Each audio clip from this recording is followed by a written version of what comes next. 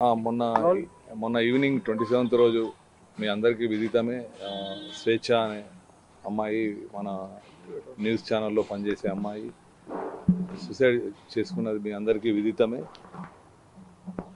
ఆమె చనిపోవడానికి ఆత్మహత్య చేసుకోవడానికి గల కారకుడైన పూర్ణచందర్ను ఈరోజు మేము కోర్టుకు తరలించడం జరిగింది. అతను అమ్మాయితోటి 15 ఇయర్స్గా ఫ్రెండ్షిప్ ఉంది. టీ న్యూస్లో పనిచేసినప్పటి నుంచి పరిచయం. కాస్త ఆమెను మ్యారేజ్ చేసుకుందామనే అనుకొని ప్రపోజల్ పెట్టి ఆ ప్రపోజల్కు అతను భిన్నంగా ప్రవర్తించి ఆమె ఆత్మహత్యకు కారణం జరిగిందని ఇన్వెస్టిగేషన్లో ప్రైమాఫేసి ప్రూవ్ అయింది. అతన్ని ఈరోజు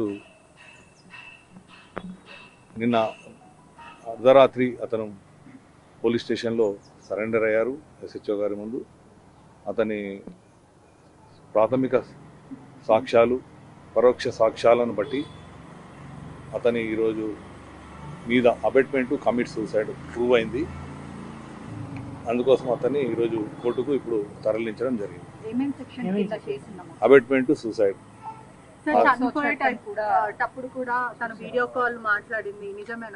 అది ఇంకా ఇన్వెస్టిగేషన్ ఉంది. Investigation could not be reveal. ప్రాథమిక విచారణలో ఉంది కాబట్టి ఏ విచారణ కూడా ఇప్పుడు రివీల్ చేయలేము. మీకు ముందు మళ్ళీ అన్ని విషయాలు మీకు చెప్తాం. ఏంటండి ఫాదర్ మదర్ స్వేచ్ఛ పూర్ణచందర్ పెళ్లి అయ్యింది, ఫొటోస్ తన ఫోన్ లో ఉన్నాయి, చెక్ చేస్తే బయటికి వస్తాయి అని చెప్పి అది విచారణలో ఉంది. అతను ఫాల్స్ ప్రామిస్ చేసి పెళ్లి చేసుకుంటామని ఆమెకు అడిగారు.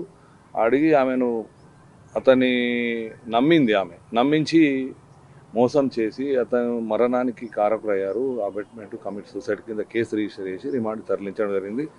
Case is under investigation. Will reveal the things later. Swetcha కూతురు స్టేట్మెంట్ ఇచ్చింది సార్. ఏ ప్రకారం కేసు నమోదు చేశారు? అది case under as for the చట్టం ఏదైతే ఉందో చట్ట ప్రకారం ప్రతిదీ జరుగుతుంది. మీకు ముందు ఇంకా చెప్తాం మీకు. Thank you.